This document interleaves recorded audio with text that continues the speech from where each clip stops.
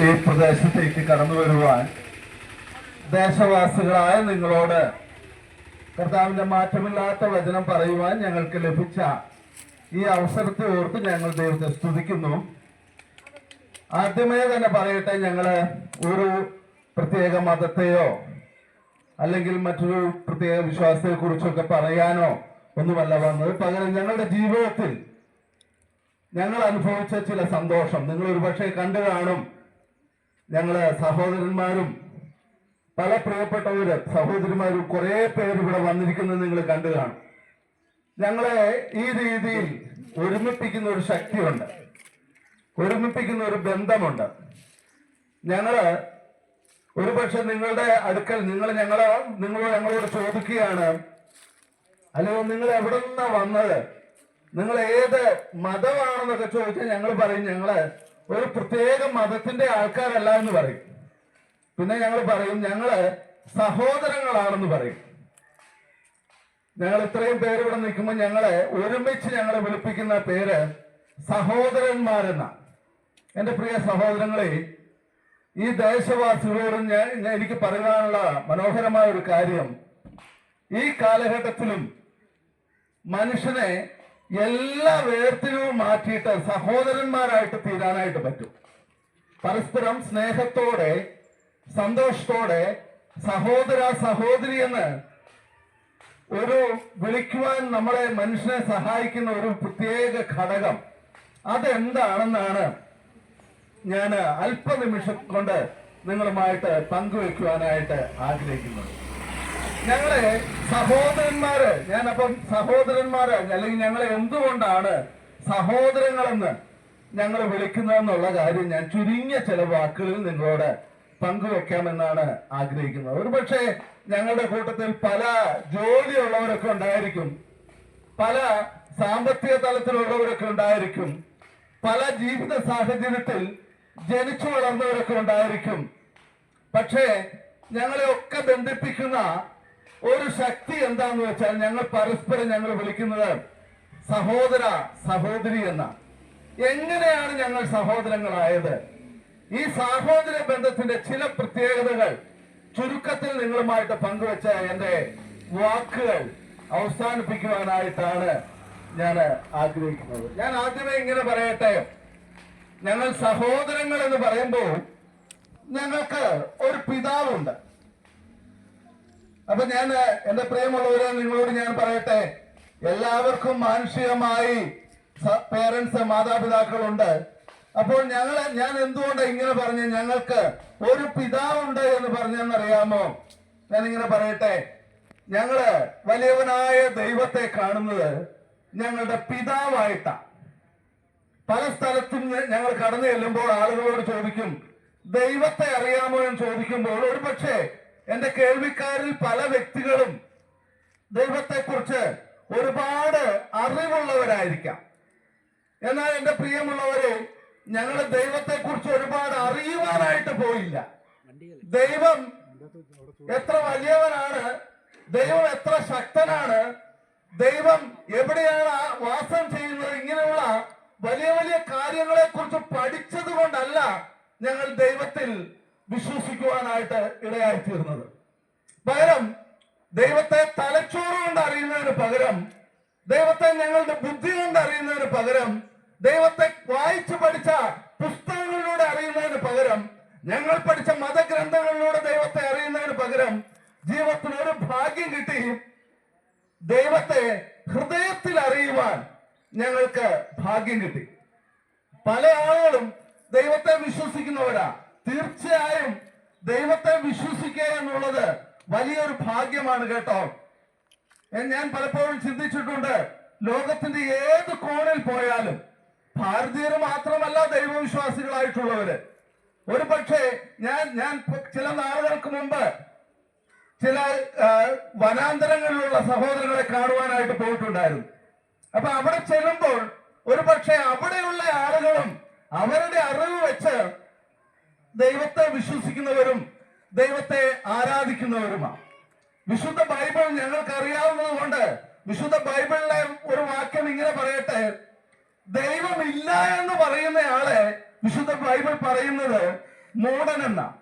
ദൈവമില്ല എന്ന് മൂടൻ തന്റെ ഹൃദയത്തിൽ പറയുന്നു എന്ന പറയുന്നത്. ശരിയല്ലേ വാസ്തവം? കാരണം ഒരു ഈ ഭൂമിയിൽ കാണുന്ന ഏത് മനോഹര സൃഷ്ടിയുടെയും മുമ്പിൽ അതിനൊക്കെ ഒരു സൃഷ്ടിതാവ് ഉണ്ടെന്നുള്ളത് ഒരു പച്ച പരമാർത്ഥമാണ്. എന്റെ മുമ്പിൽ ഇരിക്കുന്ന ഈ മനോഹരമായ കാറ് കണ്ടിട്ട് ഞാൻ പറയുക ഇത് യാദൃശ്ചികമായിട്ട് ഉണ്ടായതാണ് എന്ന് പറഞ്ഞാൽ ഒരു പക്ഷേ നിങ്ങള് എന്റെ ബുദ്ധിക്ക് എന്തോ ഒരു കുഴപ്പമുണ്ട് എന്ന് സംശയിക്കും. എന്നാൽ അതേസമയം മാനുഷികമായ രീതിയിൽ നമ്മൾ മനസ്സിലാക്കി ഉണ്ട് ഇതിനൊരു സൃഷ്ടിതാവുണ്ട് എന്ന് നമ്മൾ ചിന്തിക്കുന്നത് പോലെ എന്റെ സഹോദരങ്ങളെ, ഒരു ദൈവമുണ്ട് എന്ന് ചിന്തിക്കാൻ കഴിയാത്തതല്ലേ ഏറ്റവും വലിയ അബദ്ധം. ദൈവമില്ല എന്ന് ചിന്തിക്കാൻ പലപ്പോഴും മനുഷ്യനെ പ്രേരിപ്പിക്കുന്നത് എന്താണെന്ന് അറിയാമോ? ദൈവമില്ലെങ്കിൽ എങ്ങനെയെങ്കിലും ഒക്കെ ജീവിക്കാം. പക്ഷെ ദൈവമുണ്ടെങ്കിൽ ജീവിതത്തിൽ ഒരു ക്രമമൊക്കെ വേണ്ടേ? നമ്മളൊക്കെ പണ്ട് പറയാറുള്ള ഒരു കാര്യമുണ്ട്, എന്തെങ്കിലുമൊക്കെ പ്രയാസങ്ങൾ വരുമ്പോൾ ഉടനെ മനസ്സിൽ അല്ലെങ്കിൽ മറ്റുള്ളവർ അങ്ങോട്ടും ഇങ്ങോട്ടും പറയുന്ന ഒരു വാക്കുണ്ട്, മേളിലിരിക്കുന്നവൻ ഇതെല്ലാം കാണുന്നുണ്ട് എന്ന് നമ്മൾ പറയാറുണ്ട്. എന്റെ പ്രിയ സഹോദരങ്ങളെ, മേളിലൊരുത്തൻ ഉണ്ടെന്നുള്ളതല്ലേ നമ്മളെയൊക്കെ ജീവിക്കുവാൻ പ്രേരിപ്പിക്കുന്ന ഘടകം. ഏത് മതത്തിലുള്ളവരാണെങ്കിലും ജീവിതത്തിൽ ഒരു പ്രശ്നം വരുമ്പോൾ, ഒരു ആവശ്യം വരുമ്പോൾ, ഒരു സാഹചര്യം വരുമ്പോൾ പരസ്പരം പറയുന്ന ഒരു വാക്കുണ്ട്, പ്രാർത്ഥിക്കണമെന്ന് പറയും. പ്രാർത്ഥിക്കണമെന്ന് പറയുവാൻ കാരണം എന്താ? നമുക്കറിയാം നമുക്കൊക്കെ നമ്മുടെ ശക്തിക്ക് ഒരു പരിധി ഉണ്ടെന്നറിയാം. അപ്പൊ അതുകൊണ്ട് നമ്മൾ ഇങ്ങനെ പറയും, എന്റെ ശക്തിക്ക് ഒരു പരിധി ഉണ്ട് എന്നറിയാവുന്ന ഞാന് എന്നേക്കാൾ ശക്തനായവനാണ് ദൈവം എന്നുള്ള ബോധ്യം. ഒരു അഭൗമ ശക്തി എന്നെയും നിങ്ങളെയും ഭരിക്കുന്നുണ്ടെന്നുള്ള ബോധ്യം, എന്നെയും നിങ്ങളെയും നിയന്ത്രിക്കുവാൻ കഴിയുന്ന ഒരു ശക്തി ഉണ്ടെന്നുള്ള ബോധ്യം, അത് സുബോധമുള്ള എല്ലാ മനുഷ്യർക്കുമുള്ള ഒരു ബോധ്യമാണ്. അതുകൊണ്ടാണ് രോഗം വരുന്ന ഏത് വ്യക്തിയാണെങ്കിലും ഭൂമിയിലെ ഡോക്ടേഴ്സിനൊക്കെ ആശ്രയിക്കുമെങ്കിൽ പോലും അതിനു കൂടെ തന്നെ ഒരു പക്ഷെ അതിനപ്പുറമായിട്ട് അവർ ചെയ്യുന്ന ഒരു കാര്യമുണ്ട്, അവരിന്ന് പ്രാർത്ഥിക്കും. ഞാൻ പറഞ്ഞല്ലോ, ദൈവമുണ്ടെന്നുള്ള ആ വസ്തുത, ദൈവം അത്ഭുതം പ്രവർത്തിക്കുമെന്നുള്ള വസ്തുത, ദൈവത്തെ കൊണ്ട് അസാധ്യങ്ങളെ സാധ്യമാക്കി തീർക്കാൻ കഴിയുമെന്നുള്ള വസ്തുത, ജാതി മത വർണ്ണ വർഗ വ്യത്യാസമെന്നേ എല്ലാ മനുഷ്യരും അംഗീകരിക്കുന്ന വസ്തുതയാണ്. എന്റെ പ്രിയ സഹോദരങ്ങളെ, എന്നാല് ഞങ്ങൾക്ക് ഇത്തിരി കൂടി ചേർത്ത് പറയുവാൻ കഴിയുന്ന ഒരു കാര്യം, ദൈവത്തെ ഞാൻ ആദ്യം പറഞ്ഞതുപോലെ ബുദ്ധി കൊണ്ട് അറിയുവാൻ ഞങ്ങൾ ശ്രമിക്കുന്നതിന് പകരം ഹൃദയം കൊണ്ട് ദൈവത്തെ അറിയുവാനായിട്ട് ശ്രമിച്ചപ്പോൾ ദൈവവചനം ഞങ്ങളോട് വ്യക്തമായിട്ട് ഇടപെടുവാനായിട്ട് ഇടയായിത്തീർന്നു. അപ്പോൾ ഞങ്ങൾക്ക് മനസ്സിലായ വലിയൊരു കാര്യം എന്താണെന്ന് വെച്ചാൽ, ദൈവം കുടികൊള്ളുവാൻ ആഗ്രഹിക്കുന്ന സ്ഥലങ്ങൾ മനുഷ്യൻ നിർമ്മിക്കുന്ന മണിമന്ദിരങ്ങളല്ല എന്നുള്ള വലിയ വസ്തുത ഞങ്ങൾക്ക് മനസ്സിലാക്കുവാനായിട്ട് സാധിച്ചു. ഒരു പക്ഷേ പണമുള്ളവൻ തന്റെ പണത്തിന്റെ പ്രതാപം കാണിക്കുവാൻ തക്കവണ്ണം മനോഹരമായ ദൈവാലയങ്ങൾ ഉണ്ടാക്കി എന്ന് വരാം. കഴിവുള്ളവൻ തന്റെ ശില്പചാതുര്യം പ്രകടിപ്പിക്കുവാൻ തക്കവണ്ണം മനോഹരമായ രീതിയിൽ ദൈവത്തിന് വസിക്കുവാൻ ദൈവാലയങ്ങളെ നിർമ്മിച്ചു കൂട്ടി എന്ന് വരാം. പക്ഷേ മത വ്യത്യാസമന്യേ വലിയവനായ ദൈവം ഒരു കാര്യം മനുഷ്യരാശിയോട് വ്യക്തമായിട്ട് പറയുന്ന ഒരു കാര്യമുണ്ട്, എന്റെ മക്കളെ, ഞാൻ വസിക്കുവാൻ ആഗ്രഹിക്കുന്നത്, ദൈവത്തിന്റെ വാക്കുകളെ കടമെടുത്ത് ഞാൻ പറയുക കേട്ടോ, എന്റെ മക്കളെ, ഞാൻ വസിക്കുവാൻ ആഗ്രഹിക്കുന്നത് നിങ്ങൾ പണിത് തീർക്കുന്ന മണിമന്ദിരങ്ങളിലല്ല, നിങ്ങൾ ഉണ്ടാക്കുന്ന വലിപ്പമേറിയ ദൈവാലയങ്ങളിലല്ല മക്കളെ ഞാൻ വസിക്കുവാനായിട്ട് ആഗ്രഹിക്കുന്നത്. പകരം ഞാൻ വസിക്കുവാൻ ആഗ്രഹിക്കുന്നത് നിങ്ങളുടെ ഓരോരുത്തരുടെയും ഹൃദയങ്ങളിലാണ് എന്ന് ദൈവം, ജാതികളുടെ ദൈവമല്ല, ഒരു വ്യത്യാസവുമില്ലാതെ എല്ലാ മനുഷ്യരും ഒരുപോലെ ദൈവം എന്ന് വിളിക്കുന്ന ദൈവത്തെ, ഞാൻ ഇന്ന ആളുകളുടെ ദൈവം എന്ന് പറഞ്ഞ് വേർതിരിവല്ല ഞാൻ പറയുന്നത്. ദൈവം, മഹാശക്തിയായ ദൈവം, പ്രിയ സഹോദരങ്ങളെ, വസിക്കുവാൻ ആഗ്രഹിക്കുന്നത് മാനവ ഹൃദയങ്ങളിലാണ്. അത് എല്ലാ വ്യക്തികളും ഒരുപോലെ പറയുന്ന, ഞങ്ങൾ സുവിശേഷവുമായി അല്ലെങ്കിൽ ദൈവവചനവുമായി ദൈവസ്നേഹവുമായി പല സ്ഥലങ്ങളിലേക്ക് പോകുമ്പോൾ എല്ലാ വ്യക്തികളും, ദൈവത്തെക്കുറിച്ച് ചിന്തിക്കുന്ന എല്ലാ വ്യക്തികളും തീർച്ചയായും പറയും, വാസ്തവമാ സഹോദര, ദൈവത്തിന് വേണ്ടത് നമ്മുടെ ഹൃദയമാണ്. ഒരിക്കലും ഗായകനും ആ പാട്ട് പാടിയിട്ടില്ലേ, ഈശ്വരനെ തേടി ഞാൻ അലഞ്ഞു, മൈലുകൾ കടന്നു ഞാൻ തിരഞ്ഞു, അവിടെയുമില്ല ഈശ്വരൻ, ഇവിടെയുമില്ല ഈശ്വരൻ. അപ്പോൾ എവിടെയാണ് ഈശ്വരൻ എന്ന് ഞാൻ തപ്പി നടന്നു. ഒടുവിൽ എന്നിലേക്ക് ഞാൻ തിരിഞ്ഞു. എനിക്ക് തോന്നുന്നത് നമ്മുടെ ഗാനഗന്ധർവനായ യേശുദാസ് പാടിയ പാട്ടാണ് അതെന്ന. ഒടുവിൽ ഞാൻ എന്നിലേക്ക് തിരിഞ്ഞു. അപ്പോൾ എനിക്ക് മനസ്സിലായ ഒരു വസ്തുത, നമ്മളാണ് ഈശ്വരന്റെ ആലയം, ഹൃദയമാണ് ഈശ്വരന്റെ മന്ദിരമെന്ന് ഗാനഗന്ധർവൻ നാളുകൾക്ക് മുമ്പേ പാടിയെങ്കിൽ എന്റെ സഹോദരങ്ങളെ, ദൈവമുണ്ട് എന്നുള്ളത് എല്ലാ മനുഷ്യരും വിശ്വസിക്കുന്ന വസ്തുതയാണ്.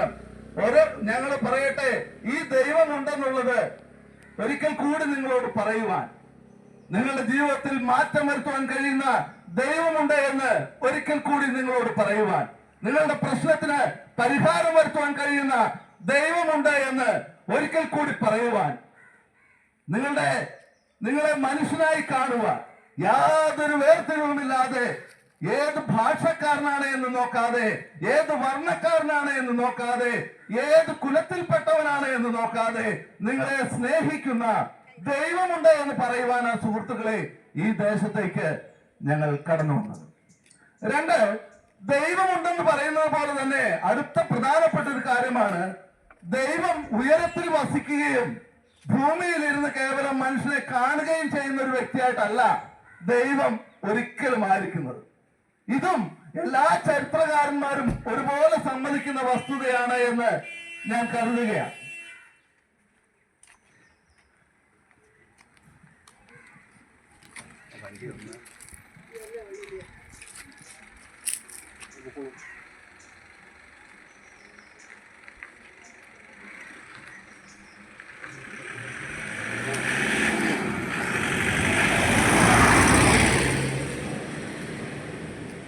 ഞാൻ എൻ്റെ വാക്കുകളെ അല്പം ഒന്ന് നിർത്തേണ്ടതായിട്ട് വന്നു എങ്കിലും ഞാൻ വേഗത്തിൽ പുനരാരംഭിക്കുകയും അവസാനിപ്പിക്കുകയും ചെയ്യുന്നതായിരിക്കും. അപ്പോൾ ഞാൻ പറഞ്ഞു വന്നത്, നമ്മളെല്ലാവരും വിശ്വസിക്കുന്ന കാര്യമാണ് ദൈവമുണ്ടായെന്ന്. രണ്ടാമത് ഞാൻ പറയുവാൻ ആഗ്രഹിച്ച കാര്യം, ദൈവം നമ്മളിൽ നിന്ന് അകന്നു നിൽക്കുവാൻ ആഗ്രഹിക്കുന്ന വ്യക്തിയല്ല. എന്റെ പ്രിയ സഹോദരങ്ങളെ, ഞാൻ പറഞ്ഞു ദൈവം ഹൃദയത്തിൽ വസിക്കുവാൻ ആഗ്രഹിക്കുന്ന വ്യക്തിയാണ് എന്ന് പറഞ്ഞപ്പോൾ, മനുഷ്യനും ദൈവവും തമ്മിൽ ഒരു ബന്ധമുണ്ടായിരിക്കണമെന്ന് ദൈവം ആഗ്രഹിക്കുന്നു. നമ്മുടെ ഹൃദയത്തിൽ വസിക്കുന്നത് ഒരു അന്യ വ്യക്തിയായിട്ട് നമ്മുടെ ഹൃദയത്തിൽ വസിക്കുവാനല്ല ദൈവം മനുഷ്യനെ കുറിച്ച് ആഗ്രഹിക്കുന്നത്. ദൈവം മനുഷ്യന്റെ ഹൃദയത്തിൽ വന്നു കഴിയുമ്പോൾ അവൻ ദൈവാലയമായി തീരും. എനിക്കറിയാവുന്ന ബൈബിൾ പറയുന്നത്, അങ്ങനെ ഒരുവന്റെ ഉള്ളിൽ ദൈവം വരുമ്പോൾ പിന്നെ ആ ആലയം ദൈവത്തിന്റെ ആലയമാണ്. അങ്ങനെ ദൈവത്തിന്റെ ആലയമായി തീർന്നാൽ ആ ആലയം മറ്റൊരു കാര്യം കൂടി ചെയ്യേണ്ടതായിട്ടുണ്ട്, വിശുദ്ധിയുള്ള ആലയമായിട്ട് തീരണം. എങ്ങനെയാണ് ഒരു മനുഷ്യന്റെ ഉള്ളിൽ ദൈവം വരുമ്പോൾ അത് വിശുദ്ധിയുള്ള ആലയമായിട്ട് തീരുന്നത്? ഞങ്ങളൊക്കെ സുവിശേഷം പറയുന്നതിന്റെ ഏറ്റവും പ്രധാനപ്പെട്ട ഒരു വസ്തുത എന്താണെന്ന് അറിയാമോ പ്രിയമുള്ളവരെ? എല്ലാ മനുഷ്യരും ഒരുപോലെ പാപത്തിന്റെ കീഴിലാണെന്നുള്ള വസ്തുത നമ്മളോട് പരസ്പരം ഒന്ന് പറഞ്ഞ് മനസ്സിലാക്കുവാൻ വേണ്ടിയാ. എന്താ നമ്മുടെയൊക്കെ കുടുംബങ്ങളിൽ സമാധാനമില്ലാത്തത്? മാതാപിതാക്കൾ മക്കളെ ഓർത്ത് ഓരോ ദിവസവും കണ്ണുനീരൊഴുക്കുന്നതിന്റെ കാരണം എന്താ? സഹോദരിമാര് തങ്ങളുടെ ഭർത്താക്കന്മാരുടെ ജീവിതം ഓർത്ത് ദുഃഖിക്കുന്നതിന്റെ കാരണം എന്താ? കുടുംബത്തിൽ സമാധാനമില്ലാത്തതിന്റെ കാരണം എന്താ? സഹോദരങ്ങൾ തമ്മിൽ പലപ്പോഴും വഴക്കും ഭിന്നതയും ഉണ്ടാകുവാനുള്ള കാരണം എന്താ? ഒന്ന് ചിന്തിച്ചു നോക്കി. ഹൃദയത്തിൽ ദൈവമുണ്ടെങ്കിൽ, ഹൃദയത്തിൽ സമാധാനമുണ്ടെങ്കിൽ, ഹൃദയത്തിൽ ഐശ്വര്യമുണ്ടെങ്കിൽ, ഹൃദയത്തിൽ ആശ്വാസമുണ്ടെങ്കിൽ, ഹൃദയത്തിൽ സ്നേഹമുണ്ടെങ്കിൽ നമ്മുടെ മനസ്സിൽ പാപമുണ്ടാകുമോ? നമ്മുടെ മനസ്സിൽ കളങ്കമുണ്ടാകുമോ? നമ്മുടെ മനസ്സിൽ ഭിന്നത ഉണ്ടാകുമോ? നമ്മുടെ കുടുംബത്തിൽ അസമാധാനം ഉണ്ടാകുമോ? ഇല്ല, ഒരിക്കലുമില്ല. അപ്പോൾ പിന്നെ എവിടെയാണ് മനുഷ്യന് ജീവിതത്തിൽ സമാധാനമില്ലാതെയായി തീർന്നത്? പലപ്പോഴും മനുഷ്യൻ അവന്റെ സമാധാനക്കേടിന് മറ്റുള്ളവരെ പഴി പറയും. എന്റെ മാതാപിതാക്കളുടെ സാഹചര്യമായി എന്നെ ഈ രീതിയിലാക്കിയത്, എന്റെ മക്കളുടെ സ്വഭാവമായി എന്നെ ഈ രീതിയിലാക്കിയത്, എന്റെ ഭർത്താവിന്റെ സ്വഭാവമാ എന്നെ ഈ രീതിയിലാക്കിയതെന്നെല്ലാം പറഞ്ഞ് നമ്മൾ മറ്റുള്ളവരെ പഴി പറയുന്ന ഒരു ജീവിതമല്ലേ പലപ്പോഴും നയിക്കുന്നത്. എന്നാൽ എന്റെ പ്രിയ സഹോദര സഹോദരി, നമ്മുടെ ജീവിതത്തിലെ പരാജയത്തിന്റെ കാരണം നീ വിരൽ ചൂണ്ടുന്ന മറ്റൊരു വ്യക്തിയുമല്ല. ഒരുപക്ഷെ നീ നിന്റെ ജീവിതത്തിലെ പരാജയത്തിനായിട്ട് മറ്റുള്ളവന്റെ നേരെ വിരൽ ചൂണ്ടുമ്പോൾ, പലപ്പോഴും നീ കേട്ടിട്ടുള്ള വാക്കാണ്, അത് ഞാൻ ഒന്നുകൂടി പറയുക.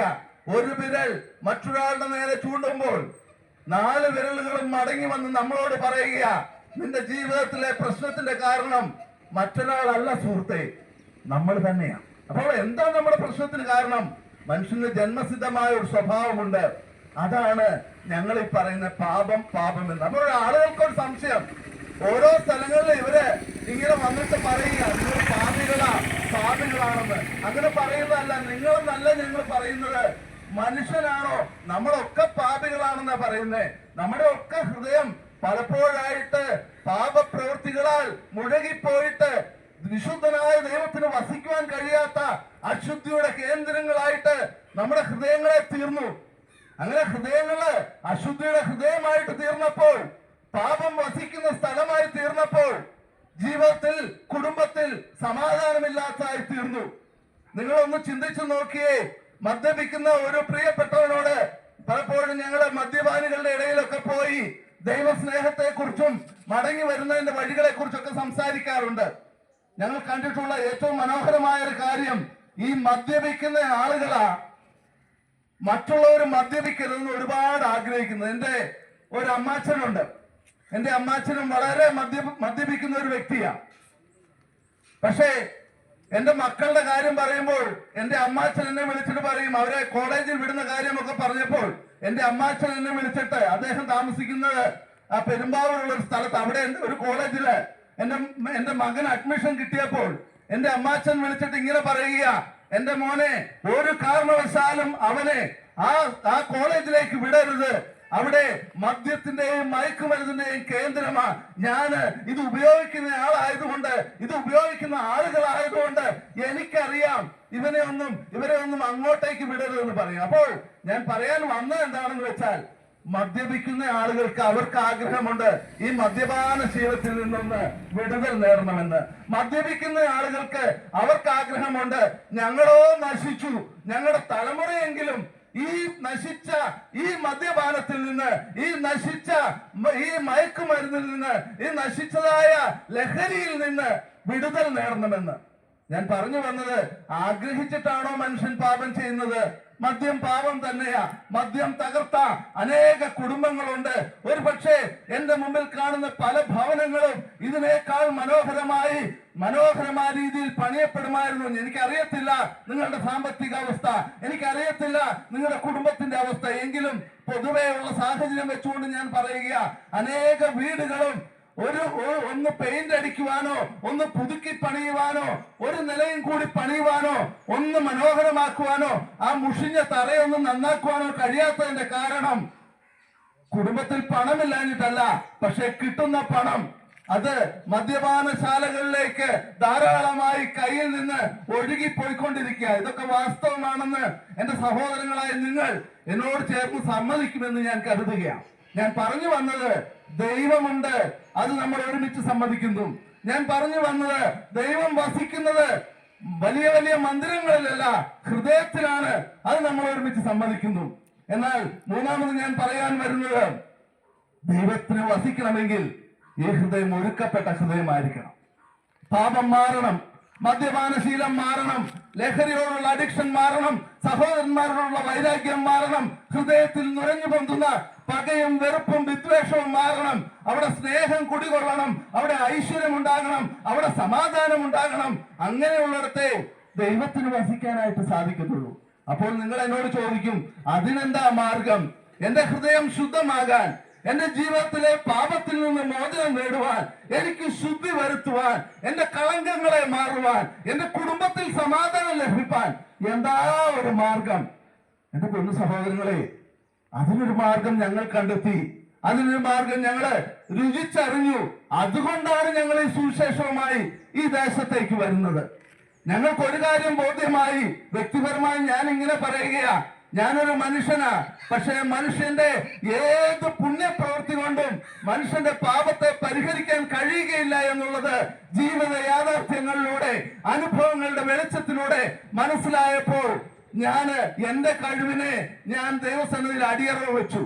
എനിക്ക് മനസ്സിലായി, ഞാൻ എത്ര പ്രതിജ്ഞ ചെയ്താലും ഭാര്യയുടെ തലയിൽ കൈവച്ചിട്ട് നീയാണ് എന്റെ മക്കളാണ് ഞങ്ങൾ ഇനി മേലാൽ മദ്യപിക്കില്ല എന്ന് പറഞ്ഞാലും മനുഷ്യനാ, ബലഹീനനാ, അവന്റെ പ്രതിജ്ഞയ്ക്കൊന്നും ഒരു ഗുണവും ഉണ്ടാകത്തില്ല.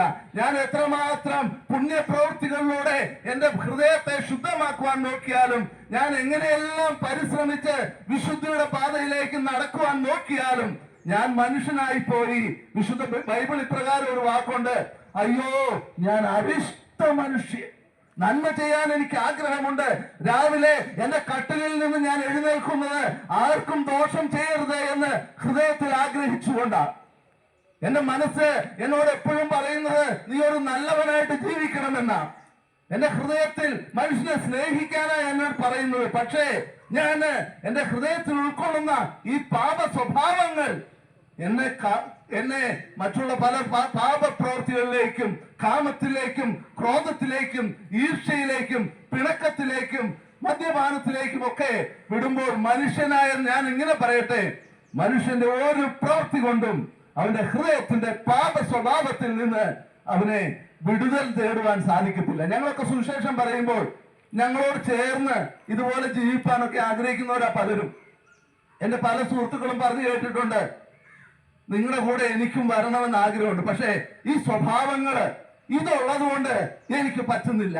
എനിക്ക് ആഗ്രഹമുണ്ട്, ഇതിൽ നിന്നൊരു വിടുതൽ കിട്ടിയിരുന്നെങ്കിൽ, എനിക്ക് ഇതിൽ നിന്നൊരു മോചനം കിട്ടിയിരുന്നെങ്കിൽ, ഒരു രക്ഷ എനിക്ക് ഉണ്ടായേനെ എന്ന് ആഗ്രഹിക്കുന്ന പല ആളുകളുണ്ട്. പ്രിയ സഹോദരങ്ങളെ, നിങ്ങൾ സ്വന്തം പ്രയത്നം കൊണ്ട് ഒരിക്കലും നമ്മുടെ പാപപ്രയത്നത്തിൽ നിന്ന്, പാപ സ്വഭാവത്തിൽ നിന്ന് മനുഷ്യന് വിടുതൽ നേടാനായിട്ട് സാധിക്കത്തില്ല. അപ്പൊ ഞങ്ങൾ കണ്ടെത്തിയ ഒരു മാർഗം എന്താണെന്ന് അറിയാമോ?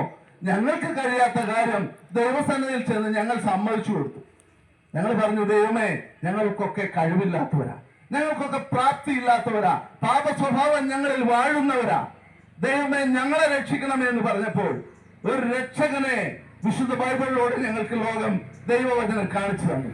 ആ രക്ഷകനെ ലോകത്തിന് പരിചയപ്പെടുത്താതിരിക്കാൻ ഞങ്ങൾക്ക് സാധിക്കത്തില്ല പ്രിയമുള്ളവരെ. കാരണം ആ രക്ഷകൻ ഒരു മതത്തിന്റെ രക്ഷകനല്ല, ആ രക്ഷകൻ ഒരു പ്രത്യേക ജാതിയുടെ രക്ഷകനല്ല, ആ രക്ഷകൻ യഹൂദന്മാരുടെ രക്ഷകനല്ല, ആ രക്ഷകൻ ക്രിസ്ത്യാനികളുടെ രക്ഷകനല്ല. ആ രക്ഷകനെ വിളിക്കുന്ന പേര് ലോകരക്ഷകൻ എന്ന.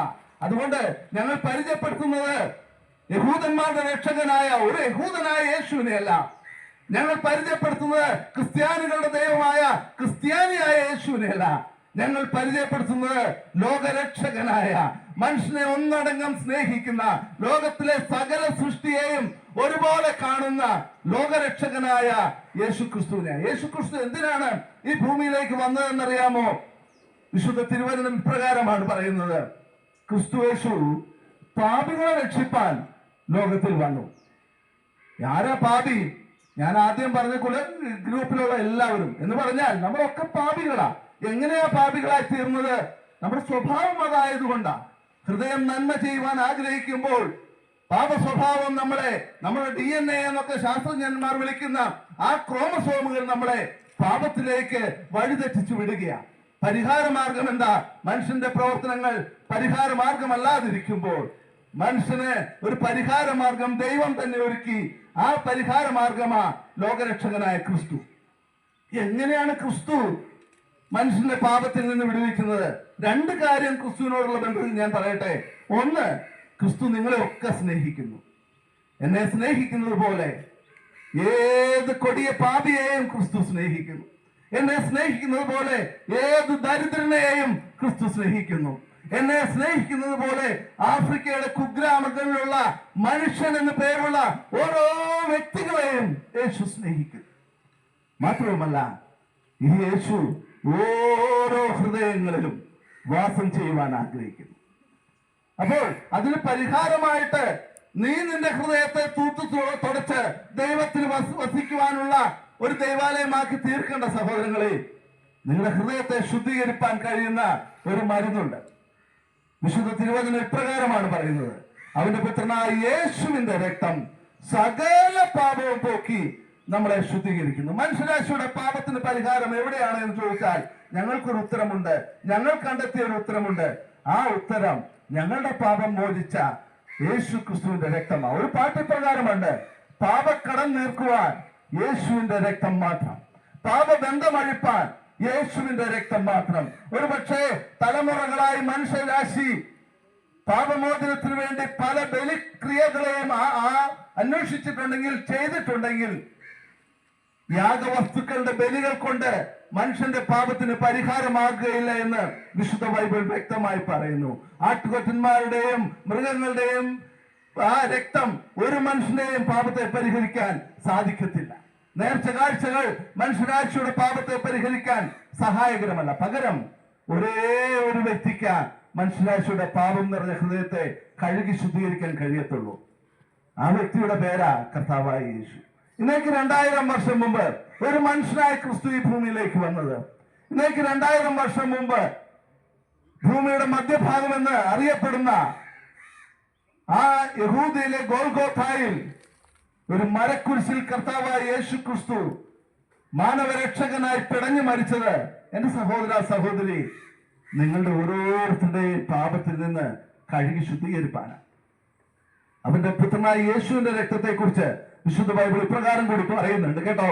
വ്യർത്ഥവും പിതൃപാരമ്പര്യവുമായ നിങ്ങളുടെ നടപ്പിൽ നിന്ന് നിങ്ങളെ ശുദ്ധീകരിക്കുന്നത് പൊന്ന് വെള്ളി മുതലാകുന്ന അഴിഞ്ഞു പോകുന്ന വസ്തുക്കളെ കൊണ്ടല്ല, ക്രിസ്തു എന്ന നിർദോഷവും നിഷ്കളങ്കവുമായ ദൈവകുഞ്ഞാടിന്റെ വിലയേറിയ രക്തം കൊണ്ടാണ്. എന്ന് പറഞ്ഞാൽ ഇപ്രകാരമാണ് പറയുന്നത്: മനുഷ്യനെ രക്ഷിക്കുവാൻ, മനുഷ്യനെ ശുദ്ധീകരിപ്പാൻ, സ്വർണം കൊടുത്ത് മനുഷ്യനെ ശുദ്ധീകരിപ്പാൻ സാധിക്കുമായിരുന്നെങ്കിൽ പ്രപഞ്ച സൃഷ്ടിതാവായ ദൈവത്തിന് കുന്നോളം സ്വർണം മനുഷ്യരാശിയുടെ രക്ഷയ്ക്കായിട്ട് ഭൂമിയിലേക്ക് സൃഷ്ടിച്ച് ആക്കി തീർക്കാമായിരുന്നു. പക്ഷേ സ്വർണം മനുഷ്യനെ രക്ഷിക്കത്തില്ല, വജ്രവും വെള്ളിയും മനുഷ്യനെ രക്ഷിക്കത്തില്ല, മനുഷ്യന്റെ യാതൊരു പ്രവൃത്തികളും മനുഷ്യനെ രക്ഷിക്കത്തില്ല എന്ന് കണ്ടപ്പോൾ ദൈവം തിരഞ്ഞെടുത്ത ഒരു രക്ഷാമാർഗമാണ് ദൈവപുത്രനായ യേശുവിന്റെ വിലയേറിയ രക്തം. ഇത് പറയുമ്പോൾ ഒരു പക്ഷേ രക്തത്താൽ എങ്ങനെയാണ് ശുദ്ധീകരണം നേടുക എന്ന് നിങ്ങൾ ചോദിക്കാം. നിസ്സാര രക്തമല്ല കേട്ടോ. യേശുവിന്റെ രക്തത്തെ കുറിച്ച് പറയുന്നത് ദൈവപുത്രനായ യേശുവിന്റെ രക്തമാണ്. അത് നിഷ്കളങ്കമായ രക്തമാണ്, പാപം കലരാത്ത രക്തമാണ്, മനുഷ്യരാശിയുടെ സ്നേഹം പകർന്നു വരുന്ന രക്തമാണ്. പല രാഷ്ട്രീയ ചിന്തകന്മാരും പല രാഷ്ട്രീയ പ്രവർത്തകരും രക്തസാക്ഷികളെയൊക്കെ വരച്ചു കാണിക്കാറുണ്ട്. അവരുടെ ജീവിതത്തെ കണ്ടിട്ട് ഇങ്ങനെ പറയും: ഓരോ തുള്ളി രക്തവും അത് കണക്ക് പറയുന്ന രക്തമാണെന്ന് രക്തസാക്ഷികളെ കുറിച്ച് പറയാറുണ്ട്. എന്നാൽ ആ രക്തസാക്ഷികളുടെ രക്തത്തെക്കാൾ അവരെയൊന്നും ഞാൻ വില കുറച്ച് കാണുകയല്ല. അവരെക്കാളൊക്കെ ശ്രേഷ്ഠമായി മനുഷ്യരാശിയുടെ പാപത്തിന് വേണ്ടി രക്തം ചൊരിഞ്ഞ ഒരു വ്യക്തി, അദ്ദേഹത്തിന്റെ പേരാണ് കർത്താവായ യേശു ക്രിസ്തു. യേശു ക്രിസ്തു ഒരു മതത്തിന്റെയും ദൈവമല്ല എന്ന് ഞാൻ നിങ്ങളോട് പറഞ്ഞു.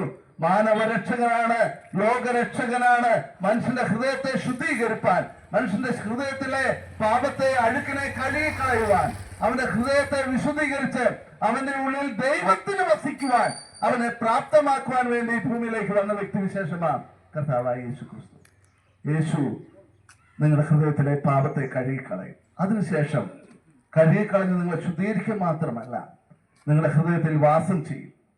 അങ്ങനെ യേശു മനുഷ്യഹൃദയത്തിൽ വാസം ചെയ്തു കഴിയുമ്പോൾ വിശുദ്ധ ബൈബിൾ ഇപ്രകാരം ഒരു വാക്യം കൂടി പറയുന്നുണ്ട് കേട്ടോ: അവനെ കൈക്കൊണ്ട് അവന്റെ നാമത്തിൽ വിശ്വസിക്കുന്ന ഏവർക്കും ദൈവമക്കളായി തീരുവാൻ അധികാരം കൊടുത്തു. അപ്പോൾ ഞാൻ ആദ്യം പറഞ്ഞ വാക്കിലേക്ക് മടങ്ങി വരികയാണ്. ഞങ്ങൾ ഇത്രയും പേർക്ക് ഒരുമിച്ച് വിളിക്കുന്ന ഒരു പേരുണ്ട്, ഞങ്ങൾ സഹോദരങ്ങൾ. ഞങ്ങൾ എപ്പോഴാണ് സഹോദരങ്ങളായതെന്നറിയാമോ?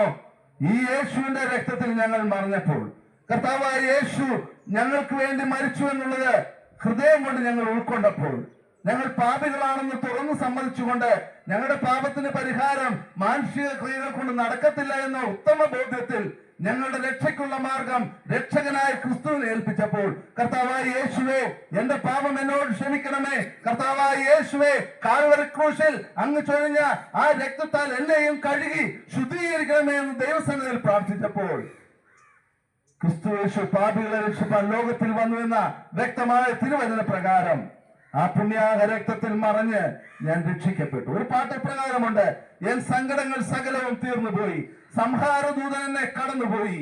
കുഞ്ഞാടെന്ന് പറയുന്ന യേശുവിനെ വിളിക്കുന്ന മറ്റൊരു പേരാ. കുഞ്ഞാടിന്റെ വിലയേറിയ രക്തത്താൽ മറഞ്ഞ് ഞാൻ രക്ഷിക്കപ്പെട്ട ആ ക്ഷണത്തിൽ യേശുവിന്റെ രക്തത്തിലേക്ക്, യേശുവിന്റെ മരണത്തിലേക്ക്, യേശുവിന്റെ രക്ഷയിലേക്ക് ഞാൻ ആകൃഷ്ടനായി. യേശുവിന്റെ ജീവിതം ഏറ്റുകൊടുത്തപ്പോൾ വിശുദ്ധ തിരുവചന പ്രകാരം എനിക്ക് ഇപ്രകാരം പറയാൻ സാധിക്കും: എന്റെ ഉള്ളിൽ യേശു വന്നു, ഞാൻ ഒരു ദൈവ പൈതലായി തീർന്നു. യേശു ഉള്ളിൽ വന്നപ്പോൾ ഞാൻ ദൈവ പൈതലായി തീർന്നപ്പോൾ ആ ദൈവത്തിന്റെ മക്കളായി തീർന്നപ്പോൾ പരസ്പരം വിളിക്കുന്ന പേരാ സഹോദരന്മാർ. അപ്പോൾ ഞങ്ങൾക്ക് സഹോദരന്മാർ എന്ന് വിളിക്കാൻ കാരണം ഞങ്ങൾക്കൊരു പിതാവുണ്ട്, സ്വർഗസ്ഥനായ ദൈവം. ഞങ്ങൾ സഹോദരന്മാർ എന്ന് വിളിക്കുന്നതിന് കാരണം ഞങ്ങൾക്കൊരു രക്തബന്ധമുണ്ട്. കാൽവരി ക്രൂശിലെ ക്രിസ്തുവിന്റെ രക്തത്താൽ കഴുകി ശുദ്ധീകരിക്കപ്പെട്ടു എന്നുള്ള ആ രക്തത്തിന്റെ ബലം, ഒരേ രക്തത്തിന്റെ വിലയാണ് ഞങ്ങളെന്നുള്ള ആ രക്തബന്ധം, ഒരപ്പന്റെ മക്കളാണെന്നുള്ള ആ ഉറച്ച രക്തബന്ധം, അതുകൊണ്ടാ ഞങ്ങൾ സഹോദരൻ എന്ന് വിളിക്കുന്നത്. മൂന്നാമത്, ഞങ്ങൾ സഹോദരന്മാർക്കുള്ള മറ്റൊരു പ്രത്യേകത കൂടി പറഞ്ഞ് ഞാൻ എന്റെ വാക്കുകൾ അവസാനിപ്പിക്കുക. ഞങ്ങൾക്കൊരു പ്രത്യാശയുണ്ട്. ഈ ഭൂമിയിൽ കാണുന്ന താൽക്കാലിക ജീവിതം ഇന്നല്ലെങ്കിൽ നാളെ അവസാനിക്കും. ഈ കാണുന്ന രോഗം, ഈ കാണുന്ന വേദന, ഈ കാണുന്ന കണ്ണുനീര്, ഈ കാണുന്ന നെടുവീർപ്പ്, ഈ കാണുന്ന അസമാധാനം, ഇതെല്ലാം ഇന്നല്ലെങ്കിൽ നാളെ അവസാനിക്കും. പക്ഷേ അതിനുശേഷം ഞങ്ങൾക്ക് മറ്റൊരു ജീവിതമുണ്ട്. എവിടെയാണെന്നറിയാമോ? മനുഷ്യരാശിയെ തേടി സ്വർഗം വിട്ട് ഭൂമിയിലേക്ക് വന്ന ദൈവം മനുഷ്യനെ വീണ്ടെടുത്തതിന് ശേഷം ഭൂമി വിട്ട് അവനെയും കൊണ്ട് സ്വർഗത്തിലേക്ക് കരയേറി പോകുന്ന മനോഹരമായ ഒരു പ്രത്യാശ. അതുകൊണ്ട് ഇപ്പോൾ ക്രിസ്തുയേശുവിലുള്ളവർക്ക് ഒരു ശിക്ഷാവധിയുമില്ലെന്ന് വചനം പറയുമ്പോൾ, ക്രിസ്തുയേശു പാപികളെ രക്ഷിപ്പാൻ ലോകത്തിൽ വന്നു എന്നുള്ളത് വിശ്വാസ്യവും എല്ലാവരും അംഗീകരിക്കാൻ യോഗ്യവുമായ വചനം എന്ന് ദൈവവചനം പറയുമ്പോൾ, പുത്രന്റെ രക്തത്താൽ വീണ്ടെടുപ്പുണ്ട് എന്ന് ദൈവവചനം പറയുമ്പോൾ, എന്റെ സഹോദരങ്ങളെ, ഇത് നിങ്ങളോട് പറയാതിരിക്കാൻ പറ്റത്തില്ല. നിങ്ങളുടെ ജീവിതത്തിലെ പ്രശ്നങ്ങൾക്ക് പരിഹാരമുണ്ട്, നിങ്ങളുടെ പാപത്തിന് പരിഹാരമുണ്ട്, നിങ്ങൾക്കൊരു രക്ഷകനുണ്ട്. ലോകരക്ഷകനായ ക്രിസ്തു നമ്മുടെ ഓരോരുത്തരുടെയും രക്ഷകനാണ്. നിങ്ങൾക്കും ഈ ക്രിസ്തുവിനെ പിതാവേ എന്ന് വിളിക്കാം. ഒന്നുകൂടി ചിന്തിച്ചു നോക്കിയേ, ഒരപ്പനുണ്ടെങ്കിൽ വേദന വരുമ്പോൾ അപ്പാന്ന് വിളിക്കുന്നതിൽ പകരം സന്തോഷമുള്ള മറ്റെന്ത് കാര്യമാണുള്ളത്? ഞങ്ങളൊക്കെ പ്രാർത്ഥിക്കുമ്പോൾ ഉത്തരമുണ്ടെന്ന് പറയാൻ കാരണം ഞങ്ങളുടെ അപ്പൻ ഞങ്ങളുടെ പ്രാർത്ഥനയ്ക്ക് ഉത്തരം കേൾക്കുന്നത്. മനോഹരമായൊരു പ്രത്യാശയാണ് ഞങ്ങൾക്കുള്ളത്. ഞങ്ങൾ സഹോദരന്മാരായത് കർത്താവായ യേശുവിന്റെ ആ രക്തത്തിലെ ബന്ധത്തിലാണ്. ഞങ്ങളുടെ പിതാവ് സ്വർഗത്തിലെ ദൈവമാണ്. ഈ ബന്ധം എല്ലാവർക്കുമുള്ള ബന്ധമാണ്. ഇന്ന ആളുകൾക്കെന്നില്ല. യേശുവിനെ സ്വീകരിക്കുന്ന ഏവർക്കും, അവന്റെ പുത്രനായ യേശുവിനെ സ്വീകരിക്കുന്ന ഏവർക്കും ദൈവമക്കളാകുവാൻ അവൻ അധികാരം കൊടുത്തു. എന്റെ സഹോദരങ്ങളെ, ജീവിതത്തിൽ ഒരു മാറ്റം വേണ്ടേ? ഈ സഹോദരി ബന്ധത്തിലേക്ക് നിങ്ങൾക്കും കടന്നു വരണ്ടേ? ദൈവമക്കളായി തീരണ്ടേ? ഹൃദയത്തിൽ ദൈവം വസിക്കണ്ടേ? സമാധാനം വേണ്ടേ? ഹൃദയത്തിലെ കയ്പ് മാറണ്ടേ? ഹൃദയത്തിലെ പാപം മാറണ്ടേ? ഹൃദയത്തിലെ ഈർഷ്യ മാറണ്ടേ? സ്വസ്ഥതയോടെ ജീവിക്കണ്ടേ?